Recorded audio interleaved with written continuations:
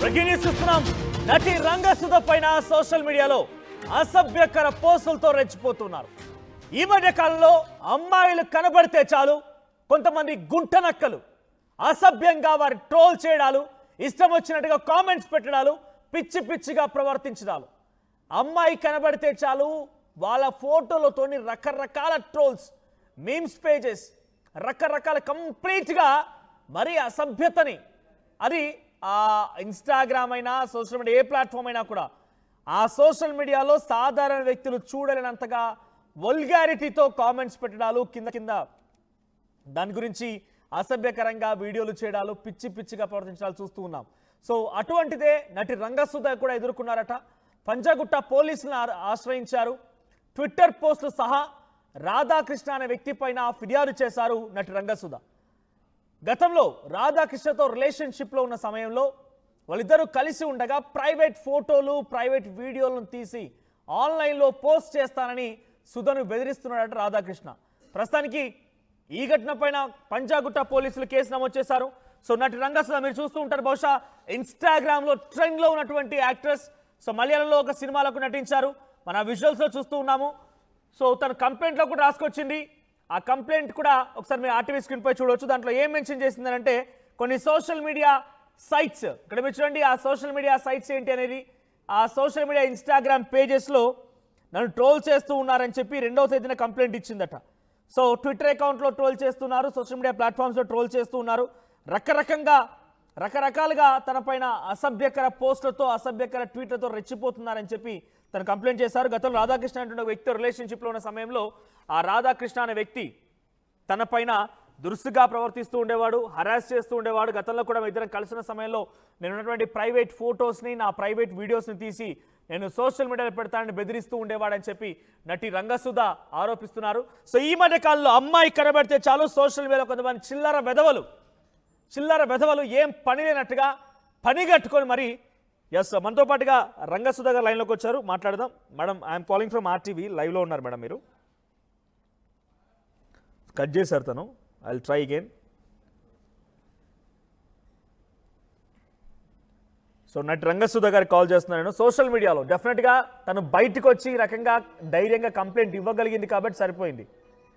లేదనంటే ఇలా చాలా మంది ఇబ్బంది పడుతున్నవారు సోషల్ మీడియా పని కట్టుకోండి. కొంతమంది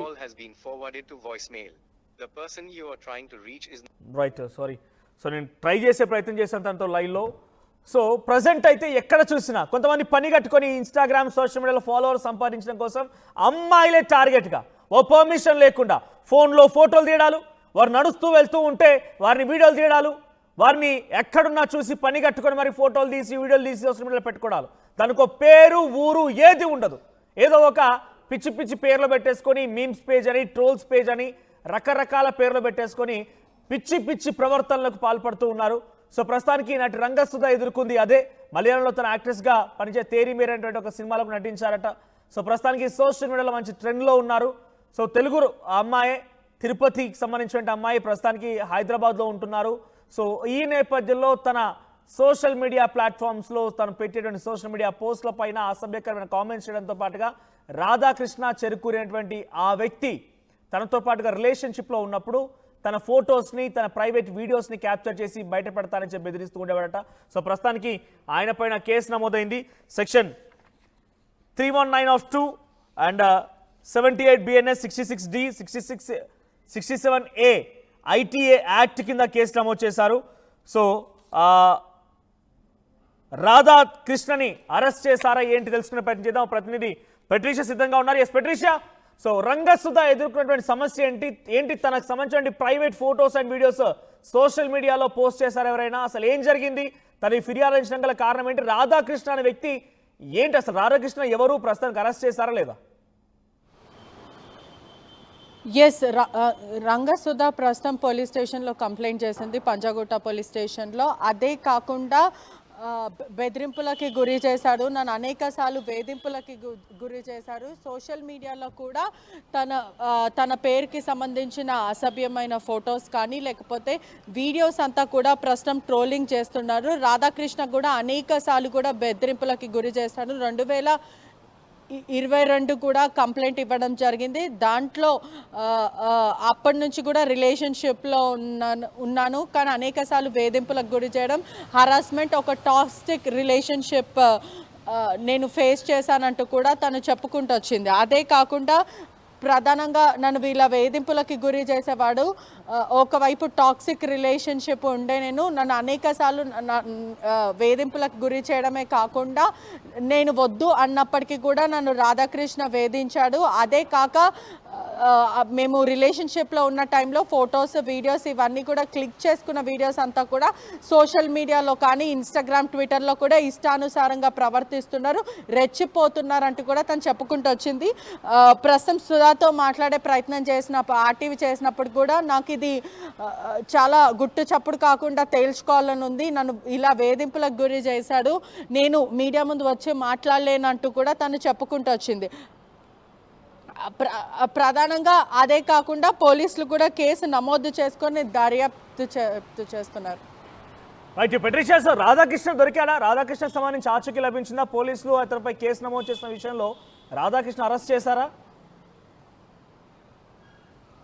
ఎస్, తన పేరు మీద కూడా ఆ ఫొటోస్ ఏవైతే ఉన్నాయో తన పేరు మీద ఆ ఫొటోస్ పెట్టడము, అదంతా కూడా తను చూడడము. రాధాకృష్ణ ప్రస్తుతం అబ్స్కాండింగ్ అని తెలుస్తుంది. అతని నంబర్ కూడా ఫోన్ చేసినప్పటికీ కూడా లిఫ్ట్ చేయకపోవడం. పోలీసులు ఖచ్చితంగా దీన్ని విచారిస్తాము. అదే కాకుండా ఏ అయితే వెబ్సైట్స్ ఉన్నాయో అవంతా కూడా తను క్లియర్గా రాయడం జరిగింది. ఆ వెబ్సైట్ల నుంచి కూడా ఫొటోస్ అంతా తీసేస్తామంటూ కూడా పోలీసులు చెప్పుకుంటూ వస్తున్నారు. కానీ తను ఒక మంచి యాక్ట్రెస్, అదే కాకుండా సోషల్ మీడియాలో కూడా ఫేమస్ ఉంటుంది. నాకు జరిగినట్టు ఇంకెవరికి జరగకూడదు కాబట్టి నేను ముందుకు వచ్చి కంప్లైంట్ ఇచ్చానంటూ కూడా సుధా చెప్పుకుంటూ వస్తుంది.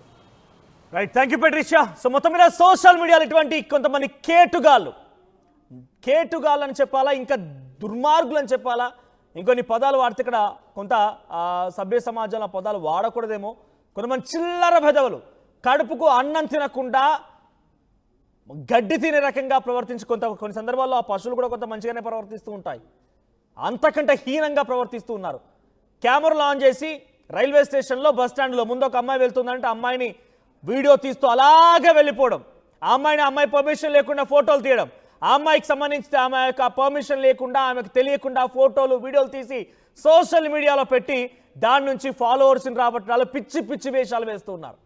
ఒకటి గుర్తుపెట్టుకోండి, అంటే చిల్లర వేద వాళ్ళందరికీ చెప్తున్నా, మీరు పుట్టింది ఒక మహిళ గర్భంలో నుంచి వచ్చిన వారే.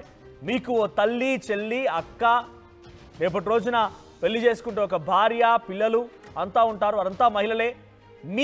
మీ పిచ్చితనం కోసం, మీ వెర్రితనం కోసం, మీ పైశాచికానందం కోసం నలుగురు అమ్మాయిల్ని వాళ్ళకో తల్లిదండ్రులు ఉన్నారు, వాళ్ళకు ఈ వీడియోలు చూస్తే ఇబ్బంది పడతారని గమనించండి. రోడ్లపైకి ఎక్కి పిచ్చి పిచ్చిగా వీడియోలు తీయడాలు. ఇటీవల కాలం మనం చూసాం, ఖైరతాబాద్ బడా గణపతి దగ్గర సి టీమ్స్ 80 మందిని ఆ 9 రోజు నవరాత్రులు పూర్తయ్యేంత వరకు 130 మంది అరెస్ట్ చేశారు. ఏం చేస్తున్నారు?